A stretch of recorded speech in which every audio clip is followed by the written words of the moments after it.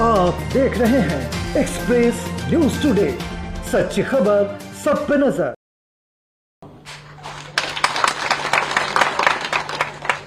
कि उन्होंने बंगाल में इस बार राष्ट्रीय कार्यकारिणी की बैठक के लिए हम लोगों को बुलाया है। ये प्रदेश और ये स्थान नेताजी का भी बहुत पसंद था। आप में से बहुत पुराने लोग ये बात जानते होंगे, समाजवादी पार्टी के कई महत्वपूर्ण कार्यक्रम इसी प्रदेश में, इसी शहर में हुए हैं। और नेताजी से जब कभी भी पूछा जाता था और किमरे नंदा जी जिस बात को करते थे तो अक्सर ये बात हो जाती थी कि राष्ट्रीय कार्यकारिणी या कोई कार्यक्रम करना है तो चलिए कलकत्ता में चलिए। और जो वो कहावत है कलकत्ता के बारे में जो गोखले जी ने कभी कहा था कि जो बंगाल आज सोचता है वो देश बाद में सोचता है। हमें उम्मीद है कि बंगाल का जो संदेश जाएगा वो बड़ा संदेश होगा।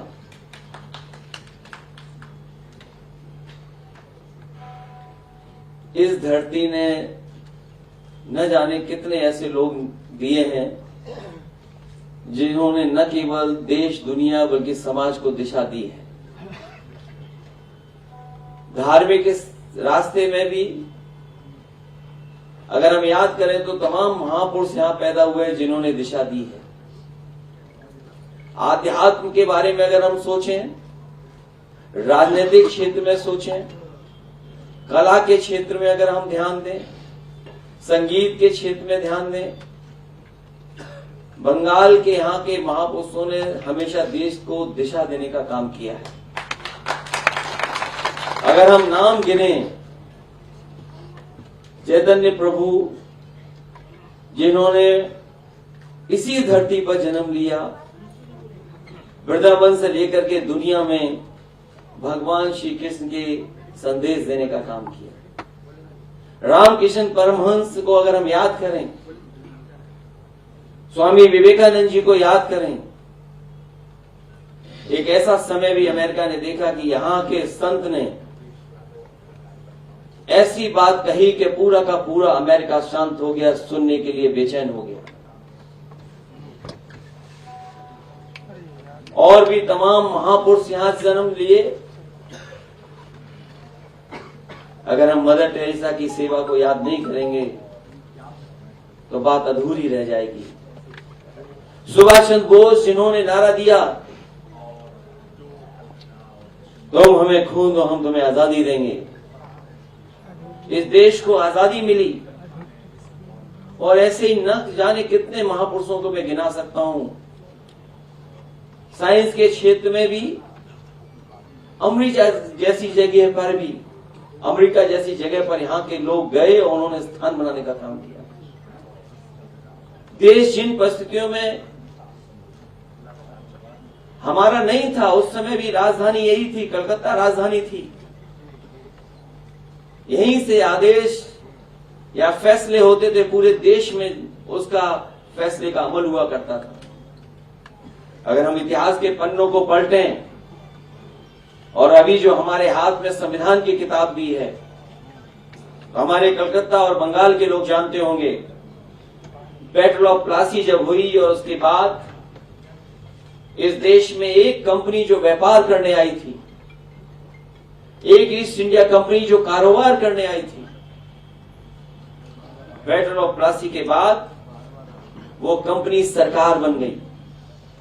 और आज जब हम भारत की सरकार को देखते हैं तो एक एक फैसला ऐसा लिया जा रहा है, ऐसा ऐसा कानून बनाया जा रहा है कि सरकार प्राइवेट हाथ में चली जा रही है। एक कभी अंग्रेजों ने लंदन में बैठकर के ईस्ट इंडिया कंपनी को एक कानून से सरकार बना दिया और दिल्ली में बैठे हुए लोग ऐसे ऐसे कानून ला रहे हैं जिससे कि हमारा देश गुलाम हो जाएगा।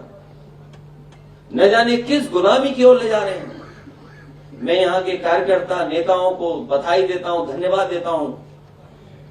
इस छोटे से हॉल में अगर कार्यक्रम हुआ है, कार्यक्रम जरूर छोटे हॉल में हुआ है, लेकिन फैसला बना लिया है। उन्होंने हाथ में जो हम लोगों को संविधान की किताब दी है, बाबा साहब भीमराव अम्बेडकर जी का बनाया हुआ जो संविधान दिया है, हमारी आपकी जिम्मेदारी बनती है कि हम लोग इस संविधान को बचाने के लिए आगे आए।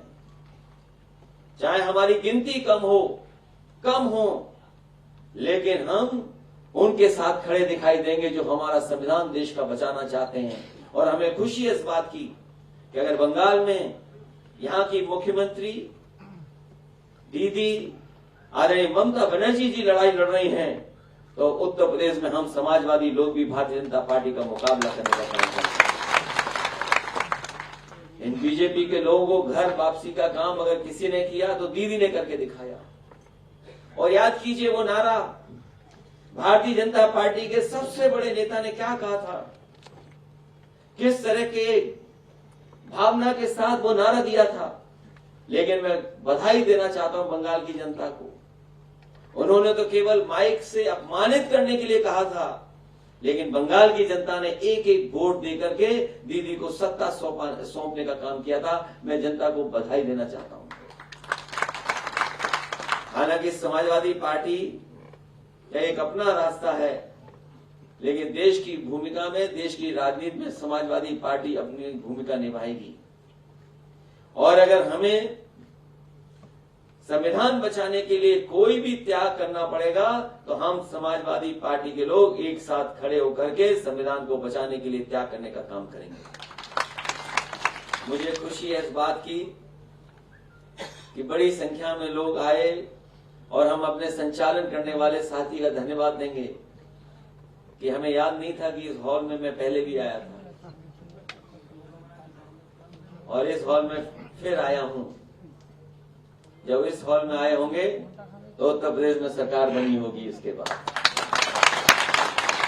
कभी कभी उन जगहों पे जाना भी अच्छा लगता है जो शुभ होते हैं, जो अच्छी संदेश देते हैं। हम और आप लोग तो कई ऐसी चीजें करते हैं जिससे हमें लगता है कि अच्छा हो जाए।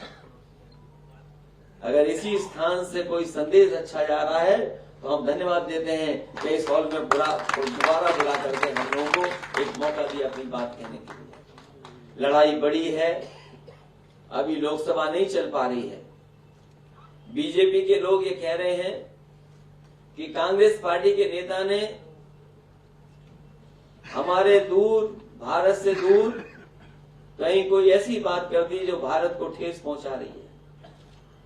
हम उन्हीं भारतीय जनता पार्टी के लोगों को याद दिलाना चाहते हैं, उत्तर प्रदेश की विधानसभा, और जब विधानसभा में उनके मुख्यमंत्री बोल रहे थे तो उन्होंने समाजवाद की परिभाषा देने का काम किया। और जो परिभाषा हम लोगों ने उनके मुंह से सुनी, जिसने भी सुनी उसने ये महसूस किया कि उत्तर प्रदेश के मुख्यमंत्री बाबा साहब भीमराव अम्बेडकर जी का बनाया हुआ संविधान का अपमान कर रहे हैं। अगर भारतीय जनता पार्टी को ये लगता है कि कांग्रेस के लोगों ने इंग्लैंड में जाकर के भारत का अपमान किया है, तो उन्हें उत्तर प्रदेश के मुख्यमंत्री का भी भाषण वो सुनना चाहिए जो उन्होंने विधानसभा में दिया। जो लोग भी उस भाषण के बारे में जानकारी कर लेंगे वो महसूस करेंगे कि बाबा साहब भीमराव अम्बेडकर जी का दिया हुआ संविधान का उन्होंने अपमान करने का काम किया। जो लाइनें उन्होंने कहीं सदन में, वो इंग्लैंड की प्रधानमंत्री नहीं थी, उनकी अंग्रेजी लाइनों को हिंदी में कर करके सुनाया। देश में कभी कभी बवाल हो जाता है इस बात का कि लोग दूसरे के भाषण को अपना भाषण बना देते हैं। और उत्तर प्रदेश के मुख्यमंत्री तो योगी हैं, संत भी हैं, और एक पीठ के बहुत बड़े पीठाश्वर भी हैं। वो अंग्रेजी भाषण को हिंदी में बोल रहे हैं केवल समाजवाद को अपमानित करने के लिए। उस पर भारतीय जनता पार्टी को कोई चिंता नहीं है। अभी कई पत्रकार साथी हम लोगों से कह रहे थे कि आप बंगाल में क्यों आए हैं, और आखिर बंगाल में ही क्यों कार्यक्रम आप कर रहे हैं। मैं उन साथियों को कहना चाहता हूं, अपने पार्टी के कार्यकर्ताओं से भी कहना चाहते हैं कि नेताजी भी इसी शहर में आते रहे, इसी बंगाल में आते रहे, और जब कभी भी समाजवादी पार्टी का यहाँ कार्यक्रम हुआ है, समाजवादी पार्टी को हमेशा नई ऊर्जा मिली है। और इस बार तो नवरात्र शुरू होने जा रहे हैं, इसलिए हम समाजवादी लोग इस स्थान पे इसलिए आए हैं कि माँ दुर्गा का भी हम लोगों को आशीर्वाद मिले। और हमें भरोसा है कि इन लोगों ने जिन्होंने संविधान को खत्म करने का कोशिश की है, उनका हम लोग मुकाबला करेंगे। और अगर हम चीजें पीछे मुड़ करके देखें तो बताओ महंगाई कहां पहुंच गई है, डीजल पेट्रोल की कीमत क्या है, सिलेंडर गैस का कहां पहुंच गया। आज हर जरूरत की चीज महंगी हो रही है। ये बीजेपी के लोग बड़ा खुश होकर के कहते थे कि देश की आर्थिक नीतियां उन्होंने ऐसी बनाई है कि उनका एक उद्योगपति जो मित्र है वो दुनिया में 2 नंबर पर पहुंच गया है। आज बताओ वही 2 नंबर वाला उद्योगपति किस नंबर पर पहुंच गया। हालांकि जो हिंदी जानते होंगे वो जानते होंगे कि 2 नंबरी हमेशा खराब बात होती है। बताओ वो 2 नंबर वाले लोग आज किस स्थान पर पहुंच गए। और हमारे मुख्यमंत्री जी ने तो एक बार बीजेपी की सरकार के एक लोगों ने हमारे यहां एक को जेल भेज दिया था, और इसीलिए जेल भेजा था कि वहां पर जो सरकारी कर्मचारी हैं उनके प्रोविडेंट फंड को एक प्राइवेट कंपनी में इन्वेस्ट कर दिया था, और वो प्राइवेट कंपनी डूब गई थी। डूबने के कारण सरकार का पैसा डूबा। बीजेपी की सरकार ने उस समय के उन अधिकारियों को जेल भेजने का काम किया।